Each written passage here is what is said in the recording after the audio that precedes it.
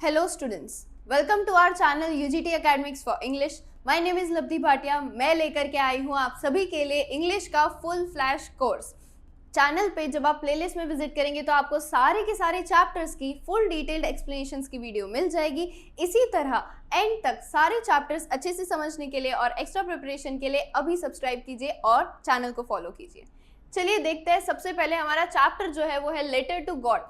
आपकी total 10th में 2 किताब आएंगी, एक फर्स्ट फ्लाइट और दूसरी footprints without feet. First flight जो है वो आपकी मेन कोर्स बुक है और footprints without feet supplementary reader है। तो लिटरेचर फर्स्ट फ्लाइट का फर्स्ट चैप्टर है लेटर टू गॉड। इस यूनिट में टोटल 3 चीजें हैं, 2 पोएम्स और 1 स्टोरी। तो हम स्टोरी से शुरू करेंगे, लेटर टू गॉड, जो कि जीएल फ्यूएंस ने लिखा है। और जैसा कि चैप्टर का नाम है, हम देखते हैं लेटर टू गॉड। गॉड को लेटर लिख रहा है, कोई लेटर लिख रहा है, प्रे कर रहा है, तब तक तो ठीक है, लेकिन ये पूरे चैप्टर में क्या क्या और आएगा, क्या क्या टर्न्स आएंगे, ये हम इस चैप्टर में अच्छे से समझे। चलिए, फर्स्टली सबसे पहले हमको बताया है लेंचो एक फार्मर है। ठीक है, स्टोरी का मेन प्रोटैगनिस्ट मतलब मेन कैरेक्टर जो है हमारा लेंचो, वो एक हार्ड वर्किंग फार्मर है और उसका घर कैसी जगह पे सिचुएटेड है ये हमको सबसे पहले बताया गया है। The house, the only one in the entire valley. Valley समझते हैं, 2 माउंटेन्स के बीच में एक छोटा सा स्पेस जहाँ पे रिवर भी निकलती है। Sat on the crest of a low hill. अब क्रेस्ट का मतलब हम क्या समझते हैं? क्रेस्ट का मतलब किसी हिल का टॉप पोर्शन। तो अब वैली मतलब नीचे का पोर्शन, क्रेस्ट मतलब टॉप का पोर्शन। मतलब हम ये समझ सकते हैं एक तरह से कि 2 माउंटेन्स के बीच में एक छोटा सा हिल है जिसके टॉप पे लेंचो का घर है और उसके घर को लगते ही one could see the field of ripe corn, river and the field of ripe corn। मतलब हम ये समझते हैं कि इतनी ऊंचाई से इसका घर जहाँ पे है, लेंचो का घर जहाँ पे है, वहां से हम क्या क्या देख सकते हैं? एक जो पास से रिवर निकलती है और दूसरा उसकी जो कॉर्न की फील्ड है, राइप कॉर्न की जो फील्ड है। राइप का मतलब बच्चों पका हुआ, पका हुआ इन द सेंस हम ये समझ सकते हैं एक तरह से रॉ मतलब कच्चा, राइप मतलब पका हुआ और ROT रॉट मतलब सड़ा हुआ। तो हम ये तीनों के मीनिंग अच्छी तरीके से समझ सकते हैं। Ripe corn dotted with the flowers, उनपे अभी के लिए तो फ्लावर्स आए खड़े हैं। फ्लावर्स क्यों हैं? कॉर्न में क्या फ्लावर्स होते हैं? जब फ्लावर्स हट जाएंगे एक बारिश के बाद तो वही पार्ट से कॉर्न निकलेगी। ठीक है, तो उस पार्ट पे अभी के लिए एट प्रेजेंट फ्लावर्स आ गए हैं। और वो कैसे फ्लावर्स है? Flowers that always promise a good harvest. A good harvest मतलब अच्छी फसल, अच्छी खेती उगेगी। तो यहाँ पे अब तक हमको लेंचो का घर का व्यू समझ में आया है और ये समझ में आया है कि लेंचो एक कॉर्न एग्रीकल्चर का फार्मर है जो कि बहुत मेहनत करता है और उसकी फील्ड पे एट प्रेजेंट, जबकि ये स्टोरी है जहाँ से स्टोरी शुरू हो रही है, फ्लावर्स आ चुके हैं। अब बारिश होगी और फ्लावर्स टर्न होकर के कॉर्न फील्ड उसे हार्वेस्ट देंगे। हार्वेस्ट मतलब अच्छी खेती हो ना, जो कट करके बाद में हमारे पास आती है, जो मार्केट में से हम परचेज करते हैं, दैट इज हार्वेस्ट। अच्छी फसल, बुरी फसल, उसको हार्वेस्ट, रीपिंग या यील्ड बोलते हैं। ठीक है, The only thing the earth needed was a downpour or at least a shower। मतलब आपको यहाँ पे ये बताया जा रहा है कि अर्थ, इसकी लैंड को अब सिर्फ एक डाउनपोर, डाउनपोर मतलब हैवी रेन और एटलीस्ट अ शावर या फिर थोड़ी सी रेन चाहिए थी। लेंचो ने अपने पोर्शन का सभी काम कर दिया था, अब बस बारिश का काम करने की देरी थी। और बारिश में तो वो कुछ कर नहीं सकता है, तो बारिश नेचुरली गिरनी थी, जिसके लिए लेंचो डिपेंड करता है गॉड पे, गॉड में फेथ रखता है। हम सब रखते हैं, गॉड में फेथ रखना कौन सी बुरी बात है। ठीक है, तो लेंचो भी इसी तरह से बिल्कुल गॉड में फेथ रखता है। अब आगे हमको बता रहे थ्रू आउट दी मॉर्निंग, उस दिन, जिस दिन की ये बात है, उस दिन पूरे दिन सुबह Lencho who knew his fields intimately, intimately means very closely. अगर मैं आपको मीनिंग्स लिख के बताऊं तो हमने सबसे पहले देखा क्रेस्ट। ठीक है, क्रेस्ट का मतलब यहाँ पे है low hill, sorry top of the hill, है ना। क्रेस्ट ऑफ अ लो हिल है मतलब टॉप ऑफ अ हिल, ऐसा हिल जो बहुत कम ऊंचाई का है, उस हिल के टॉप पे है। अब राइप मतलब पका हुआ हमने देखा, always promised a good harvest, downpour दूसरा वर्ड हमने देखा, डाउनपोर। डाउनपोर मतलब हम हैवी रेन या फिर एक सिंपल रेन समझ सकते हैं।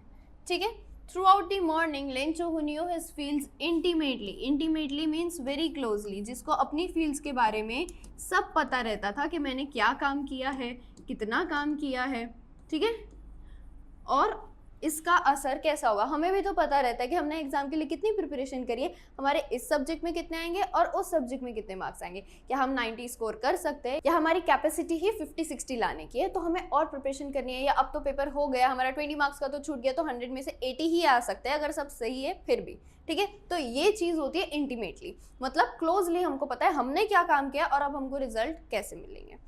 Had done nothing else. Lencho जो अपनी फील्ड को अच्छे से जानता था, देखो बच्चों, जब भी 2 बार हाइफन आता है, 1 2, जब भी 2 बार कॉमा या फिर सेमी कॉलन या फिर हाइफन आता है, तो ये बीच का जो फ्रेज निकलता है ये स्किप कर देना है सेंटेंस समझने के लिए। स्किप कर देना है इन द सेंस वो एक फिल्टर है।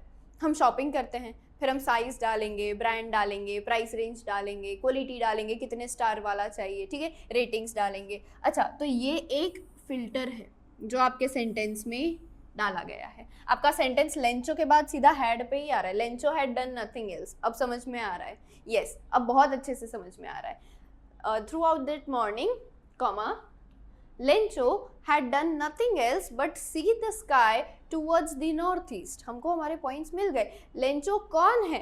तो लेंचो वो फार्मर है जो अपनी फील्ड्स को बहुत अच्छे से जानता है। और throughout the morning Lencho had done nothing else। अब हमको सेंटेंस समझ में आ रहा है कि लेंचो ने उस दिन पूरी सुबह कोई काम नहीं किया, बल्कि लेंचो इस तरीके से बैठा रहा। बैठा तो रहा ही रहा, लेकिन उसने कुछ काम नहीं किया। He had done nothing but see the sky towards the northeast। ये पूरा जो पोर्शन है ये नॉर्थ ईस्ट वाला डायरेक्शन है। क्यों इस तरफ देख रहा है, क्या है? Now we are really going to get some water woman। तो अब लेंचो क्या बोल रहा है? अपनी वाइफ से जाकर के वो कह रहा है, women बोल रहा है वो, लेंचो टू हिज वाइफ,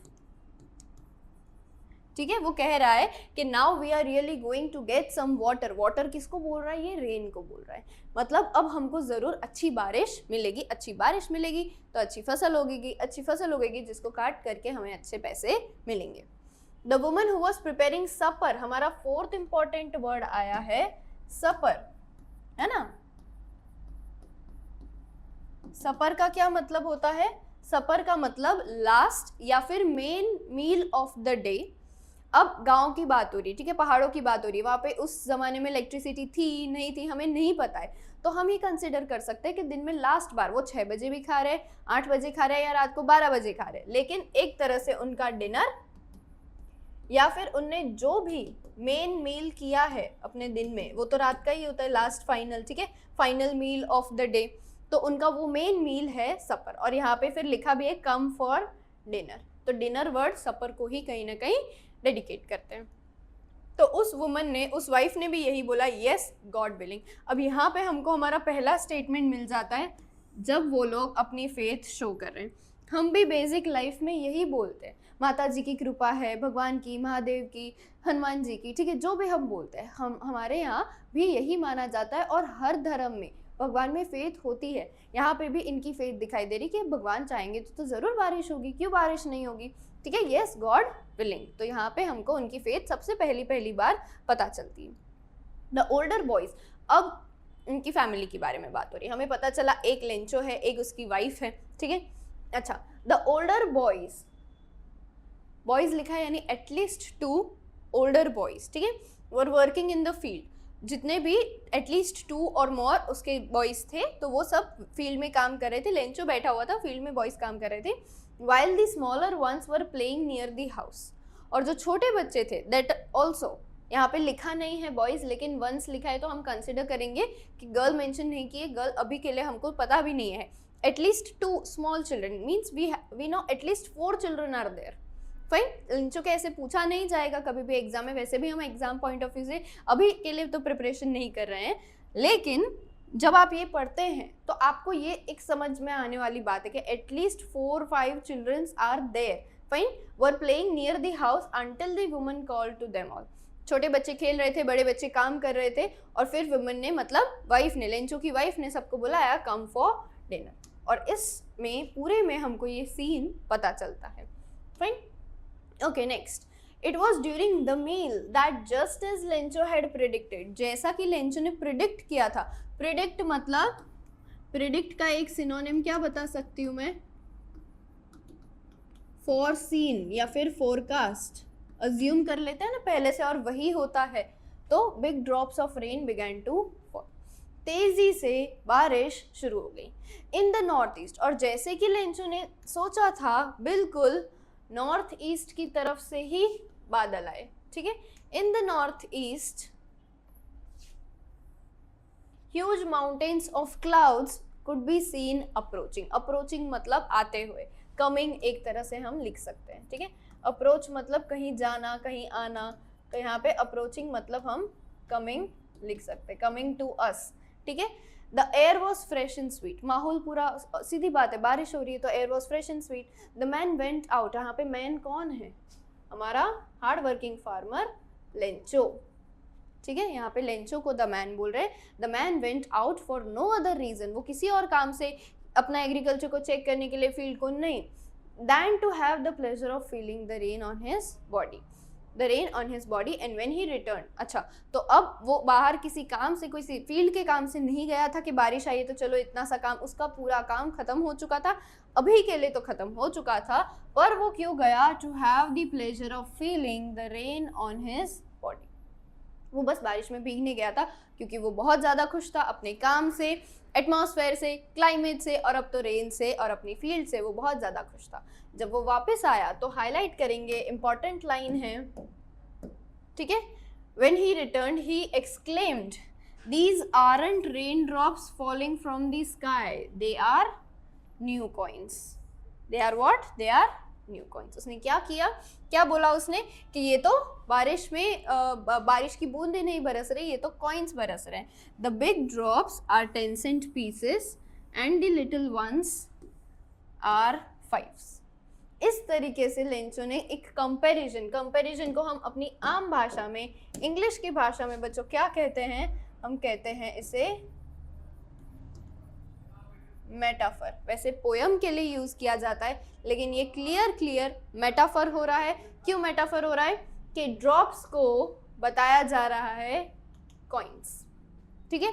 अब बोल रहे बड़ी बूंदे 10 सेंट पीसेस जैसी लग रही है, छोटी बूंदे 5 सेंट पीसेस। अब यहाँ सेंट क्या है, तो सेंट उनकी करेंसी है, जैसे अपने यहाँ रुपीज और पैसा चलता है, डॉलर्स के अंडर भी सेंट चलता है, तो सिमिलरली इनका मेन करेंसी है पेसोस और उनका चलता है छोटा फॉर्म सेंट, जैसे हमारा यहाँ पे रुपीज और पैसा, ठीक है। इसको बोलते हैं एनालॉजी, इस तरीके से, मतलब पहली दो का जो रिलेशन है बाद की दो का वही रिलेशन होगा, तो वैसे आप समझ सकते हैं, ठीक है। अच्छा, 10 सेंट पीसेस और छोटी बूंदे 5 सेंट। अब क्यों ऐसा, सिक्के थोड़े गिर रहे हैं, क्यों ऐसा लग रहा है उनको, तो वो यहाँ पे ये मेटाफर करने चाह रहे हैं कि बूंदे गिरी तो फ्लावर्स अच्छा परफॉर्म करेंगे, अच्छे से, मतलब फ्लावर्स जो है वो वर्कआउट करेंगे, अच्छा फ्लावर्स अच्छे से अपना हार्वेस्ट दिखाएंगे तो कौन अच्छी आएगी तो वो हार्वेस्ट अच्छा करेंगे, ज़्यादा और अच्छी क्वालिटी की फसल होगी तो वो ज़्यादा और अच्छा प्राइस भी रख पाएंगे, जिसकी वजह से नेचुरली उनके पास मॉनिटरी गेन होने वाला है। तो मतलब ड्रॉप्स, रेन ड्रॉप्स की वजह से उन्हें मॉनिटरी गेन होने वाला है, इसलिए उन्हें कॉइन्स, वो ऐसे बोल रहे हैं कि अब ऑफ कोर्स पैसोस तो नहीं बोलेंगे वो, तो फिर उन्हें क्या बोल दिया, सेंट बोल दिया। With a satisfied expression he regarded the field of ripe corn with its flowers draped in a curtain of rain. खुश होकर के लेंचो ने अपनी फील्ड को क्या कंपेयर किया, फिर से draped in a curtain of rain, जैसे किसी दुल्हन को, मतलब उसकी फील्ड को एज अ दुल्हन वो कह रहा है, ड्रेप्ड इन अ बच्चे से रेन का पर्दा या दुपट्टा उड़ा दिया हो, इस तरीके से।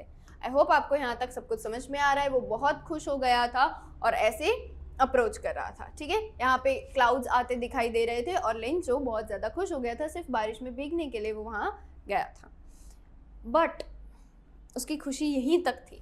But suddenly a strong wind began to blow and along with the rain large hailstones began to fall. ये बट, ये लेकिन किसी को अच्छा नहीं लगता है ना, लेकिन क्यों आ जाता है हर अच्छी स्टोरी में, लेकिन एक तेज़ हवा का झोंका आया और बारिश के साथ साथ हेलस्टोन्स क्या होते हैं बच्चों, हेलस्टोन्स दिखता स्नो जैसा है, लेकिन जब गिरता है तो आइस क्यूब जैसा हार्ड रॉकी एकदम होता है वो, ठीक है। तो हेलस्टोन इस तरीके का स्नोफॉल होता है जो गिरने में काफ़ी सॉलिड होता है, बर्फ़ के टुकड़े की तरह, आइस क्यूब के टुकड़े की तरह, ठीक है। तो वो बारिश के साथ साथ गिरने लग गए, ठंडा मौसम था इसीलिए। These truly did resemble new silver coins. यहाँ पे अदर मेटाफॉर हमारा क्या हो रहा है, these truly did resemble new silver coins, कि अब तो नॉर्मल पैसे वाले कॉइन्स लग रहे थे, लेकिन अब यहाँ पे क्या हो गया, अब यहाँ पे सिल्वर कॉइन्स लग रहे हैं। क्यों भाई सिल्वर कॉइन्स लग रहे हैं, क्योंकि हेलस्टोन्स भी अच्छे हैं, हेलस्टोन्स गिर रहे हैं मतलब जल्दी अच्छा पक जाएगा और जल्दी पक जाएगा, उसकी वजह से और प्रीमियम प्राइस रख पाएंगे फील्ड के लिए, ठीक है, जो भी हार्वेस्ट होता है उसके लिए। तो वो अब सिल्वर अर्न करेंगे, ना कि अब वो कॉइन्स, और उसमें भी सेंट के कॉइन्स, अब वो सिल्वर जितना अर्निंग कर पाएंगे। The boys exposing themselves to rain, सारे के सारे बच्चे भी खाना छोड़ छोड़ करके बाहर जाने लग गए। Ran out to collect the frozen pearls. Frozen pearls यहाँ पे किसको बोल रहे हैं, हेलस्टोन्स को बोल रहे हैं। तो जितने भी बच्चे थे वो सब भी खाना छोड़ करके बाहर चले गए उन फ्रोजन पर्ल्स को कलेक्ट करने के लिए अपने एक्साइटमेंट में। अब यहाँ तक तो ठीक था, लेकिन थोड़ा सा ही हेलस्टोन भी अच्छा लगता है, उससे ज़्यादा अच्छा नहीं लगता है। कोई भी चीज़ हैप्पी हैप्पी हैप्पी हर वक्त नहीं होती है। It is really getting bad now exclaimed the man, मतलब हमारे लेंचो ने बोला, I hope it passes quickly. Lencho ने क्या बोला कि अब बस हो जाना चाहिए, इतनी बारिश और इतना हेलस्टोन इनफ है, अब रुक जाना चाहिए। लेकिन हर बार हर वक्त जैसा हम सोचते हैं वैसा तो होता नहीं है ना। तो लेंचो के साथ भी कुछ इस तरीके का हुआ कि it did not pass quickly.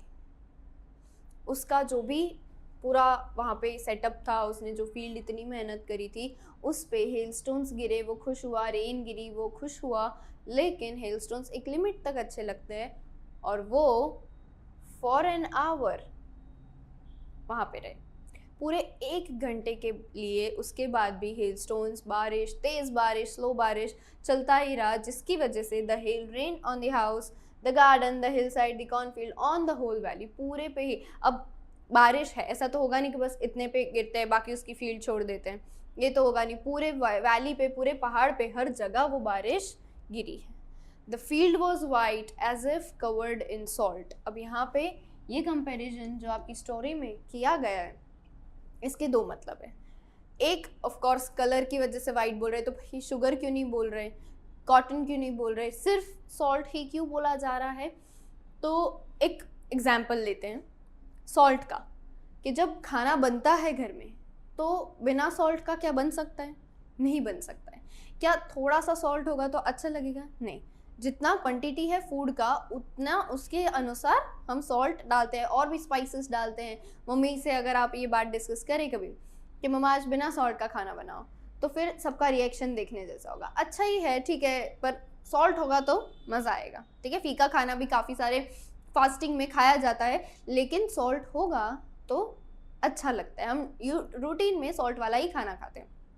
अच्छा, कभी गलती से, मैं पूरा बॉटल तो नहीं कह रही, लेकिन अगर डबल भी सॉल्ट गिर जाता है या डल जाता है गलती से मम्मा से, या फिर कभी एक्स्ट्रा डल जाता है और उसका मम्मी के पास ऑप्शन नहीं होता है कि इसको कैसे हटाया जाए, तब फिर सबका रिएक्शन वो ठीक है वाला नहीं होता है, तब फिर सबका रिएक्शन कुछ ज़्यादा ही वॉयलेंट हो जाता है, कुछ ज़्यादा ही एग्रेसिव हो जाता है। क्यों? अब तो ये बेकार हो गया है, खाने जैसा ही नहीं रहा है, कोई भी नहीं खा सकता, ये चीज़ ऐसी हो गई है और इसको फेंक देने के अलावा कोई ऑप्शन नहीं बचता है, अनलेस कि हम उसमें कुछ चेंजेस करके उसको ठीक कर सके थोड़ा बहुत। तो खाने में नमक अच्छा लगता है, लेकिन ज़रूरत से ज़्यादा अच्छा नहीं लगता है। लेंचो को अपनी फील्ड पे हेलस्टोन्स अच्छे लगे, लेकिन एक लिमिट तक अच्छे लगे, पर वो गिरे फॉर एन आवर, इतने भी अच्छे नहीं लगे, ठीक है। तो the field was white as if covered with salt, as if the food was covered in salt. जैसे पूरे खाने में हमने भर भर के ऐसे रंगोली की तरह सॉल्ट डाल दिया, उस तरीके से फील्ड पे भर भर के हेलस्टोन्स गिरा दिए हैं। और हेलस्टोन्स हैं, स्नो नहीं है। हेलस्टोन्स जब गिरते हैं तो पत्थर के जैसे रहते हैं, और ये delicate flowers, how can these flowers survive the pressure of stones, stone जैसे होते हैं ना हेल्स, तो इसका प्रेशर ये फ्लावर्स कैसे ही इतने डेलिकेट उठा पाते। तो they all destroyed, the whole field was destroyed. अब आगे लेंचो कैसी उम्मीद में होगा, ऑफ कोर्स वी नो कि वो बहुत ज़्यादा डिस्टर्ब्ड हो गया था और बहुत ज़्यादा सैड हो गया था। Not a leaf remained on the trees. अब यहाँ पे बच्चे इस लाइन को इतना इंपॉर्टेंट नहीं समझते। बच्चों सोचो, यहाँ पे बात हो रही थी फील्ड की, वो ट्रीज बोल रहे हैं, जो पीछे ट्रीज भी थे, आपकी बुक में भी फोटोज दिए गए हैं, पीछे ट्रीज पे भी एक भी पत्ता नहीं बचा। मतलब प्रॉपर फुल ग्रोन ट्रीज जिनके इतने स्ट्रॉन्ग लीव्स होते हैं, वो जब नहीं बचे और सबके सब गिर गए, तो इतनी डेलिकेट ग्रास और इतने डेलिकेट फ्लावर्स कैसे बचेंगे? ठीक है, the corn was totally destroyed. पहले ट्रीज का बताया कि जब ट्रीज ही नहीं रहे, लीव्स नहीं रहे, तो कॉर्न तो कहाँ ही आना था। आधी पकी हुई फसल का तो कोई ऑप्शन भी कैसे है? आधी पकी थी और बीच में प्रोसेस स्टॉप तो हो ही गई, पूरा बिगड़ गया। एक बार को चलो ये मान लेते हैं हम कि खाना पक रहा है और गैस खत्म हो गया, ठीक है, गैस सिलेंडर और पाइपलाइन में कुछ इशू हो गया, what ever it is, but somehow gas stove बिगड़ गया और अब अच्छे से काम नहीं कर रहा है।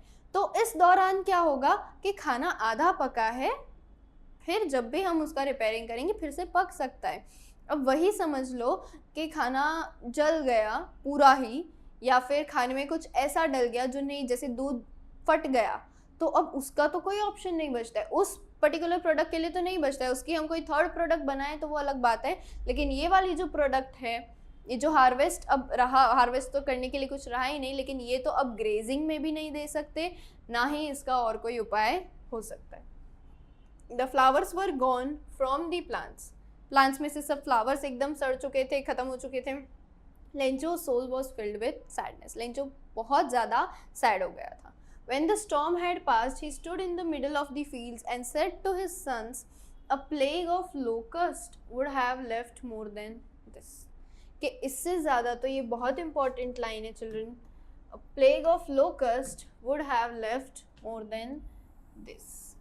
लेंचो क्या कह रहा है कि अगर कीड़े भी पड़ गए होते, लोकस्ट इज इंसेक्ट, ठीक है, तो प्लेग मतलब ग्रुप ऑफ इंसेक्ट, तो अगर कीड़े भी पड़ गए होते, लेंचो कह रहा है अपनी फील्ड में, तो कुछ तो बचता। पूरी फील्ड पे एक तो कीड़े नहीं पड़ते, मतलब पड़ते हैं लेकिन ध्यान दो, फर्टिलाइजर्स डालो, कुछ भी रेमेडी करो तो हट सकते हैं। और अगर पड़े भी हैं तो थोड़ी सी ही फील्ड खराब करेंगे या सड़ी हुई हो जाएगी फील्ड, तो वो सेल तो हो सकती है कम प्राइस पे, लॉस में, क्वांटिटी कम हो जाएगा, कुछ तो होगा, वो एटलीस्ट अपने प्रॉपर डेवलपमेंट स्टेज पे आएगा।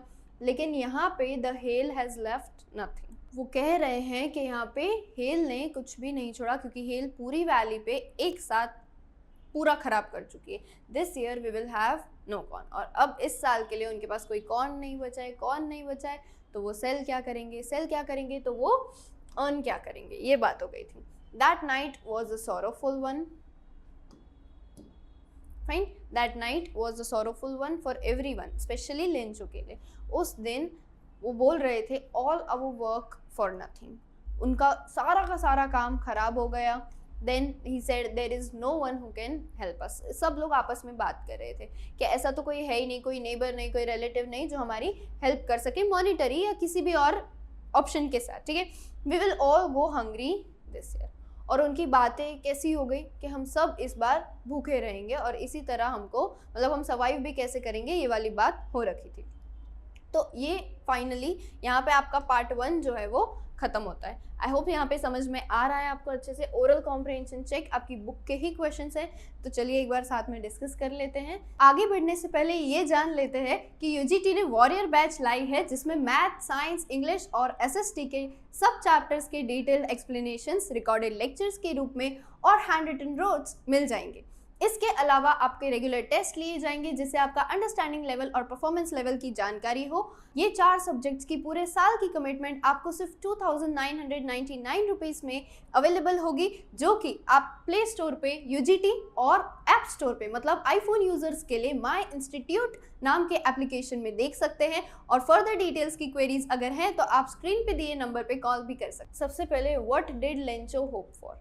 वी नो लेंचो सबसे पहले तो hoped for a proper rain, जो कि उसको अच्छी हार्वेस्ट दे सके। हमारा आंसर रहेगा रेन। एक्सप्लेन करना है तो हम लिखेंगे ताकि उसको अच्छी हार्वेस्ट मिल सके। व्हाई डिड लेंचो से the rain drops were like new coins? क्यों लेंचो ने ऐसे बोला, तो हम वो मेटाफर लिखेंगे कि उससे उसे मॉनिटरी गेन होता। The raindrops would result in good harvest leading to monetary gains. Fine. उसके बाद थर्ड क्वेश्चन आपको यही पूछा है, how did the rain change? We know the rain change into hailstones. Okay, what happened to Lencho's fields? They were totally destroyed. हम लिखेंगे the pleasant rain, जो अच्छी लग रही थी वो rain changed into destructive hailstorm and Lencho's fields destroyed leaving no leaves and corn flowers. कुछ भी नहीं बचा था, सब कुछ खत्म हो चुका था। अब यहाँ तक अच्छे से समझ में आ गया है। And the last question is what were Lencho's feelings when the hail stopped? जब हेल स्टॉर्म खत्म हो गया, बारिश खत्म हो गई, तो लेंचो की फीलिंग्स क्या थी? Lencho's feelings were sorrowful as his expectations overturned. उसने जो सोचा था वो हुआ, लेकिन फिर पूरी तरीके से पलट गया, तो उसकी पूरी एक्सपेक्टेशंस जो थी वो पलट गई। यहाँ तक अच्छे से समझ आने के बाद अब हम पार्ट 2 पे जाते हैं स्टोरी के, कि अब लेंचो करेगा क्या, क्या ऑप्शन बचता है वो चूज करे ऐसे। But in the hearts of all who lived in that solitary house, solitary मतलब वो जो इकलौता हाउस था पूरे वैली पे, middle of the valley there was one single hope. एक ही होप बच चुकी थी। अभी हमने होप की बात की, वो रेन थी। अब तो रेन ने काम कर दिया है अपना पूरी तरीके से, तो अब लेंचो की होप क्या रही है, जो हमने आगे भी डिस्कस किया, जो स्टोरी का टाइटल है। तो लेंचो की और उस घर में जितने भी लोग रहते थे, लेंचो की वाइफ, उसके जितने भी बच्चे थे, उन सबके दिलों में एक ही उम्मीद बच गई थी, the help from God. Fine. Don't be so upset even though this seems like a total loss. अगर ये लॉस भी लग रहा है तो भी ऐसे अपसेट मत हो जाओ। Remember, no one dies of hunger. अच्छे दिमाग से सोचोगे तो कुछ अच्छा ऑप्शन आएगा। हमें भी हमारे पेरेंट्स हर वक्त यही कहते हैं, है ना, that's what they say, no one dies of hunger. और वो लोगों ने आपस में एक दूसरे को दिलासा कैसे दिलाया कि हाँ कोई बात नहीं, भूखे रहना इसका ये मतलब तो है नहीं कि बस आज से अब हमारे पास खाने को कुछ नहीं है। हमारे पास जो घर का खाना होता है थोड़ा बहुत वो है, कुछ थोड़े पैसे होंगे तो हम क्या करेंगे कि भर पेट 2 टाइम 3 टाइम खाते हैं, उसके बदले 1 बार या 2 बार, लेकिन लिमिट में, और बहुत कम कम खाएंगे कि सर्वाइव कर सके। ये होगा, उसको कहते हैं भूखा रहना। भूखा रहना डज नॉट मीन खाना ही छोड़ देना, ऐसे थोड़ी होता है। तो हंगर मतलब थोड़ा बहुत भूखा रहना, पेट भर नहीं खाना हर वक्त, तो उससे मर थोड़ी ना जाएंगे। That's okay, we can survive.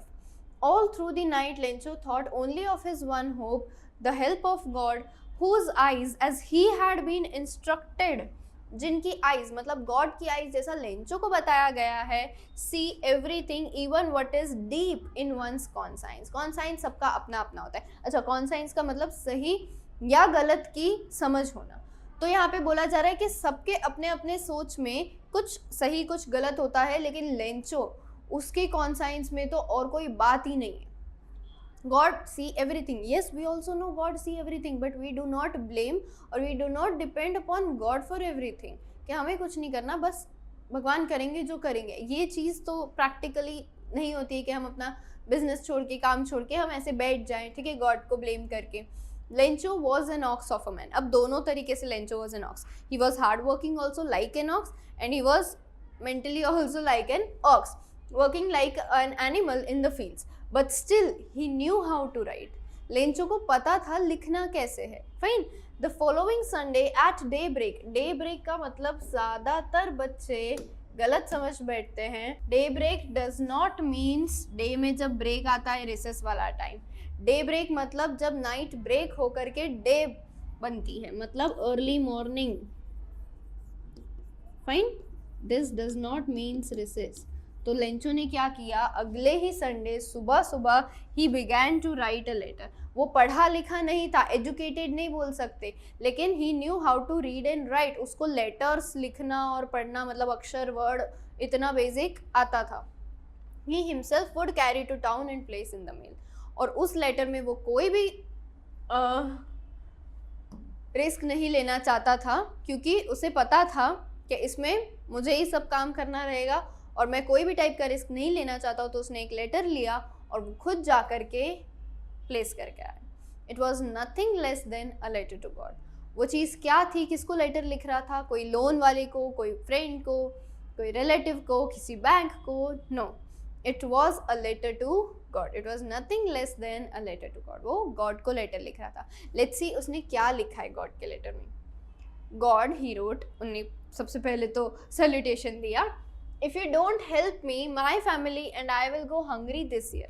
I need 100 pesos in order to sow my field again and to live until the next crop comes because the hailstorm. आगे तो आपको पता है भगवान, आप ही ने तो सब कराया है, आपको तो सब पता है.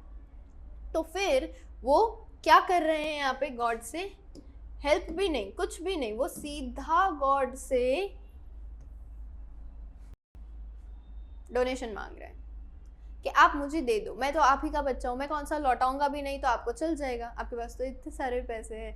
That kind of a thing he is doing with God in his letter, and it is not his fault. उसकी समझ में, in his deep conscience, that is correct. God ऐसे हेल्प करते हैं अपने बच्चों को, यही सीखा है उसने. अगर गॉड कुछ बिगाड़ रहे हैं, अगर गॉड की कहीं गलती हो रही है, वो कुछ भी ऐसा कर रहे हैं कि जिससे उनके बच्चों को दिक्कत हो सकती है, then he will only help and he will help in this way also. तो उसे इतनी ही समझ है और उसने अपनी समझदारी के अनुसार बढ़िया काम किया है, जबकि ऐसा प्रैक्टिकली, लॉजिकली, साइंटिफिकली पॉसिबल नहीं है. हाँ, क्या पॉसिबल है और कहाँ पे गॉड ने सचमुच आकर के लेंचों की हेल्प करी है, ये हम आगे तक देखेंगे. लास्ट तक वीडियो देखिएगा. He wrote to God on the envelope. उसने टू गॉड लिख दिया, ठीक है, एनवेलोप पे अपने बड़े से उसने लिख दिया, किसको देना है, to God. Put the letter inside and still troubled went to town. और गया खुद. At the post office he placed a stamp on the letter.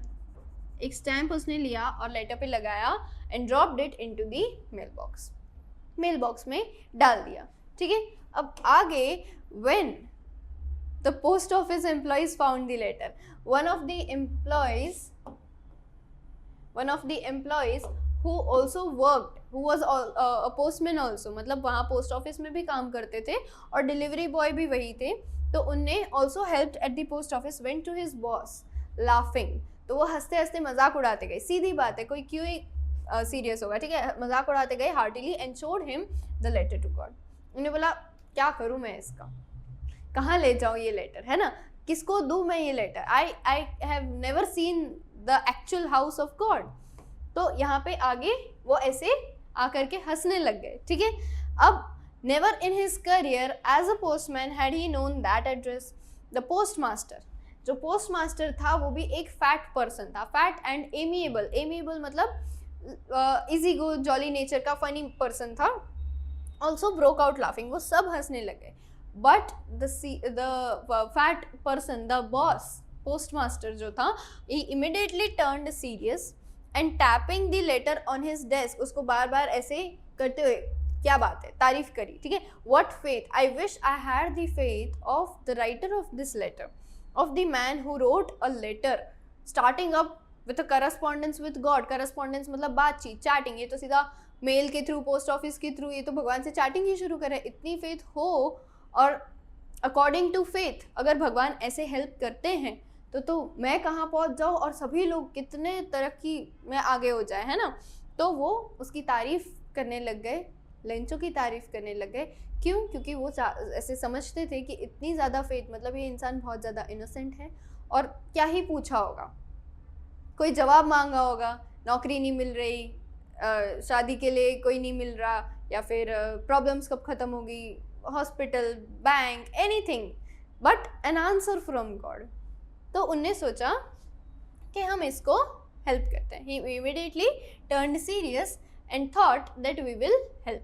So in order not to shake the writer's faith in God, the postmaster came up with an idea. And what was the idea actually? To answer the letter. अब to answer the letter, what will he do? But when he opened it, it was evident, ये proof हो गया कि उन्हें सिर्फ goodwill, ink और paper, सिर्फ अपनी अच्छी नीयत और पेन पेपर नहीं चाहिए. भगवान से पैसे मांग रहा है तो पैसे ही देने पड़ेंगे. मतलब वो चाहे तो ये कर सकता है कि ऐसा कुछ ड्रामेटिक सा लिख दे, नहीं बच्चा आपको खुद करना होगा, आपकी तकलीफ है, ऐसे पैसे तो नहीं दूंगा मैं, ऐसा कुछ लिख दे. लेकिन they did not want to break the faith of the farmer. तो उनने क्या किया? He stuck to his resolution. उन्होंने जो डिसाइड किया था कि मैं आंसर करूंगा, वो उस पर टिके रहे. And he asked for money from everyone as a charity and gathered to give back to the farmer. He asked for money from employees. He himself gave a part of his salary. Several friends of his were obliged to give something for an act of charity. Postmaster खुद, उनके employees वहाँ के post office के और उनके कुछ कुछ friends भी खुशी खुशी कुछ कुछ देने को 1 पैसो 2 पैसो 10 पैसो थोड़ा थोड़ा थोड़ा थोड़ा करके उनने गैदर किया. But it was still impossible for him to gather together the 100 pesos. 100 pesos बहुत बड़ी अमाउंट होती है, बहुत ज़्यादा बड़ी अमाउंट होती है, और वो भी फ्री में, ना लौटाने की नीयत सामने वाले की लग रही है, ना ही जान पहचान है ऐसी. तो 100 pesos इकट्ठा करना बहुत बड़ी बात है वहाँ की करेंसी के अनुसार. So he was able to send the farmer only a little more than half. 50 से थोड़ा सा ज़्यादा गैदर हो पाया. अब हो सकता है सर्वाइव, अगर वो पहले सोच रहा होगा कि 100 में से मैं 80-20 या 70-30 या 60-40 कर लूँ, तो 50 में से वो छोटी फील्ड और अपना गुजारा कर सकता है, फिर भी कर सकता है. ठीक है, it is okay. He put the money in an envelope addressed to Lencho and with a letter containing only a single word as signature God, कि गॉड ने तुम्हारे लिए किया है. तो अब देखने जाएं हम अपनी समझ के हिसाब से, तो हमें लग रहा है कि yes God had helped him. How did God help him? तो गॉड के मिरेकल के थ्रू. भाई पैसों की बात आती है तो अच्छे अच्छे पीछे हट जाते हैं. पैसों की बात आई फिर भी पोस्ट मास्टर को गॉड ने इतनी बुद्धि दी कि वो हेल्प करने रेडी हो गया रैंडम स्ट्रेंजर पर्सन. ऐसे तो फिर आए दिन लेटर्स खोल खोल के वो पैसे थोड़ी देने. It is a coincidence, it is a miracle कि उसी का लेटर, हाँ चलो नाम भी ऐसा था, टू गॉड लिखा था, और ये सब कुछ बस एक कोइंसिडेंस, लक और गॉड की जो फेथ है, जो सच में कहीं ना कहीं ये एनर्जी है गॉड की, इसकी वजह से हुआ है. ठीक है, तो ये चीज़ समझने वाली बात है. अब यहाँ तक हमको अच्छे से समझ में आ गया है. चलिए देख लेते हैं कॉम्प्रिहेंशन चेक में क्या क्वेश्चंस आए हैं. आगे बढ़ने से पहले ये जान लेते हैं कि यूजीटी ने वॉरियर बैच लाई है जिसमें मैथ, साइंस, इंग्लिश और एसएसटी के सब चैप्टर्स के डिटेल्ड एक्सप्लेनेशंस रिकॉर्डेड लेक्चर्स के रूप में और हैंड रिटन नोट्स मिल जाएंगे. इसके अलावा आपके रेगुलर टेस्ट लिए जाएंगे जिससे आपका अंडरस्टैंडिंग लेवल और परफॉर्मेंस लेवल की जानकारी हो. ये 4 सब्जेक्ट्स की पूरे साल की कमिटमेंट आपको सिर्फ 2999 रुपीज़ में अवेलेबल होगी, जो कि आप प्ले स्टोर पे यूजीटी और ऐप स्टोर पे, मतलब आईफोन यूजर्स के लिए माई इंस्टीट्यूट नाम के एप्लीकेशन में देख सकते हैं. और फर्दर डिटेल्स की क्वेरीज अगर हैं तो आप स्क्रीन पे दिए नंबर पे कॉल भी कर सकते हैं. Who और what did Lencho have faith in? क्या लेंचो को किसी व्यक्ति में या किसी चीज़ में, किस में फेथ थी? And what did he do? और फिर उस फेथ के लिए लेंचो ने क्या किया? तो Lencho had faith in God and he wrote a letter. He wrote a letter to God for monetary help. Then who read the letter? First of all, who found the letter? Who found the letter में आएगा the postman, who was also working in the post office. And who read the letter? The postmaster. दोनों अलग अलग व्यक्ति हैं. The postmaster read the letter. He was a fat, amiable person. Then what did the postmaster do? तो उनने क्या सोचा? उनने सोचा कि मैं इसके लेटर को आंसर करता हूँ, और आंसर में जब पैसे आए तो उनने वो भी इकट्ठा किए. The postmaster decided to help the unknown writer of the letter to appreciate and not break his faith in God.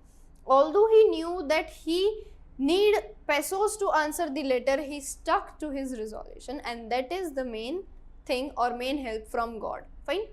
अब आगे द फॉलोइंग संडे, जिस संडे वो लेटर दे के गया उसके अगले संडे ही लेंचो वापस आ गया. मेरे लिए तो आया ही होगा, भगवान मेरा लेटर ऐसे रिप्लाई नहीं करेंगे, ये नहीं हो सकता, भगवान ने किया ही होगा. ठीक है. The following Sunday Lencho came a bit earlier also. थोड़ा जल्दी चला जाता हो, अब तक तो कब का आ गया होगा, क्या पता उसी दिन आ गया हो, है ना. Then usual to ask if there was a letter for him. पिछली बार से भी जल्दी चला गया. It was the postman himself. जिस पोस्टमैन को मिला था वही पोस्टमैन ने उसको लौटाया भी सही. और यहाँ पे हमको पता चल रहा है कि पोस्ट मास्टर क्या कर रहे हैं, देख रहे हैं विंडो में से कि मैंने बहुत अच्छा काम किया है, देखता हूँ ये कैसे खुश होकर के जाएगा. और it is a very good deed कि मैंने किसी के फेस पे स्माइल लाने की कोशिश करी, किसी की लाइफ में मैंने बहुत बड़ी हेल्प कर दी. Who handed the letter to him while the postmaster experiencing the contentment, satisfaction and the happiness of a man who has performed a good deed. postmaster क्या experience कर रहे हैं? एक satisfaction, एक happiness जो उसने एक अच्छा काम करके पाई है. looked on from his office, वो अपनी ऑफिस में से देख रहे थे. आगे Lencho showed not the slightest surprise, लेकिन लेंचो जो था वो एकदम खुशी खुशी आया था कि मेरे लिए आ गया होगा, है ना, पर वो बिल्कुल भी सरप्राइज्ड नहीं था। क्यों नहीं था? उसे पता था मेरे लिए तो आने ही वाला है रिप्लाई, गॉड मना नहीं कर सकते और कोई भी होगा। Seeing the money such was his confidence, इतना तो उसमें कॉन्फिडेंस था। But he became angry when he counted the money. God could not have made a mistake nor could have he have denied Lencho's request. God ना ignore कर सकते थे, ना जानबूझ करके ना दे ऐसा कर सकते थे, ना कम दे ऐसा कर सकते थे। मतलब भगवान की तरफ से वो ये भी नहीं सोच रहा है कि बच्चा 70 पैसों में तुम्हारा काम हो जाएगा, 100 की ज़रूरत नहीं है। नो, मैंने 100 बोला है, मुझे ज़रूरत है कि नहीं है, भगवान 100 ही देंगे। उसमें जितनी समझ है उतनी ही समझ भगवान में भी होगी। He thinks that kind of a thing, ठीक है, जो मांगो भगवान देते। God could not have made a mistake nor could he have denied Lencho what he had requested. तो अब इसका आउटकम क्या आएगा? लेटर टू गॉड तो हो गया, लेटर टू गॉड का इतना बढ़िया हमारे पास रिजल्ट भी आ गया, लेकिन लेंचो के लिए ये रिजल्ट बढ़िया नहीं था। Immediately, Lencho went up to the public writing table, asked for the paper and ink, and he started to write with much wrinkling of his brow. Wrinkling of his brow मतलब eyebrow, ठीक है, eyebrow पे ऐसे गुस्सा लगाते हुए वो person जो था वहाँ पे लिखना शुरू कर दिया। अब ऑलरेडी हमको पता है कि उसे लिखना और पढ़ना, बस रीडिंग राइटिंग आता था, वो कोई पढ़ा लिखा एजुकेटेड या लिटरेट पर्सन नहीं था। तो इसकी वजह से उसको जो भी एक्सप्रेस करना रहता था अपने आइडियाज़, उसके लिए उसको पूरा अपना फेस, आपको जितने वर्ड्स आते हैं वो सब डालने के लिए he was doing this face and every thing he had made up in his mind about the anger and the disappointment कि क्यों नहीं मिले मुझे 100 पैसोस। भगवान ने तो दिए ही होंगे, भगवान की गलती है ही नहीं, पर जिस पे गुस्सा है उसके लिए he started making this expression and wrote another letter to God. When he finished, he went to the window to buy a stamp. अब स्टैम्प का खर्चा कर रहे हो, समझ रहे हो, उसको 100 पैसोस में से कम पैसोस आए, वो सब दिक्कत दे रहा है, और उसको 100 पैसोस भी गॉड से मांगने हैं, खुद कुछ एक्स्ट्रा मेहनत या कहीं थोड़े टाइम के लिए जॉब कर लेना, कुछ भी नहीं। उसको क्या है, कोई आइडिया नहीं आ रहा, वो स्टैम्प खरीद करके भगवान से करस्पॉन्डेंस, सच में चैटिंग शुरू कर दी है। Buy a stamp which he licked and then affixed to the envelope with a blow of his fist. Fist मतलब मुट्ठी, blow मतलब ऐसे मारना जोर से, ठीक है, तो ऐसे मार करके उसने the moment the letter fell into the mail box, the postmaster went to open it. जैसे ही वो मेल बॉक्स में लेटर रख के गया, पोस्टमास्टर भागा, बोली मैं तो खुश इसका चेहरा देखने के लिए यहाँ पे ऐसे वेट करके बैठा था, लेकिन ये क्या हो रहा है। फिर जब उन्हें खोला तो उसमें लिखा था God of the money that I asked for, of the money how much, 100 pesos that I asked for, only 70 pesos reached me. हम 50 प्लस देख रहे थे, 70 मिल गए, ठीक है, reached me. Send me the rest since I need it very much. बाकी के भी भेज दो, ठीक है, समझ में आता है यहाँ तक। But don't send it to me through the mail because the post office employees are a bunch of crooks. अब जिन लोगों ने हेल्प की लेंचो की, भगवान की ही दया से, ऑफ कोर्स भगवान ने ही इतनी समझ दी थी, उन्हीं लोगों को थीफ कह दिया, चोर। क्रूक मतलब चोर होता है, बंच मतलब गैंग होता है। ये सारे के सारे ये जो लोग हैं, ये वाले, ये सारे के सारे जो लोग हैं, ये सब लोग क्या है, a bunch of crooks. These are all a bunch of crooks, जिनने लेंचो के पैसे 100 पैसों आए थे, उसमें से बाकी के चुरा करके 70 रखे। मतलब ये लोग सबके पोस्ट लेटर्स खोलते हैं, पैसे वालों के पैसे निकाल लेते हैं। He is thinking that why faith of God, उसकी अभी भी फेथ तो नहीं ही टूटी, वो तो पोस्टमास्टर पैसे नहीं भी देता तो नहीं टूटती। लेकिन ऐसे लोग होते हैं कि जो अपनी समझ को बहुत समझदार समझ करके और रियलिटी को फेस ही नहीं करना चाहते, ठीक है। फटाफट ओरल कॉम्प्रिहेंशन चेक देख लेते हैं इसका हम, क्वेश्चन आंसर्स, ताकि हमको फाइनल पूरा चैप्टर अच्छे से समझ में आ जाए। सबसे पहले क्वेश्चन दिया है, was Lencho surprised to find a letter with money in it? No, he was not. Lencho was not at all surprised to find a letter for him from God with money in it. Such was his faith and confidence. What made him angry? तो फिर गुस्सा क्यों आया? अगर surprise नहीं हुआ तो गुस्सा क्यों आया? He became angry because he found that the money he asked for is not a complete amount as what he had received. उसने जितना पूछा था, जितना मांगा था, उतना completely नहीं मिला है. Following his faith in God, लेकिन फिर भी अपनी faith को रखते हुए, he blamed the post office employees to be the ones who stole his money. And those were the people who actually helped him. Fine, यहाँ तक आपका चैप्टर पूरी तरीके से ख़त्म होता है. आई होप आपको सब कुछ अच्छे से समझ में आ गया हो, और इसी तरीके से बाकी के सारे चैप्टर्स के एक्सप्लेनेशन के लिए भी चैनल पे विजिट करते रहिएगा, और इसी तरह बाकी के भी सभी चैप्टर्स के वीडियोस डलते रहेंगे. Stay updated. All the best.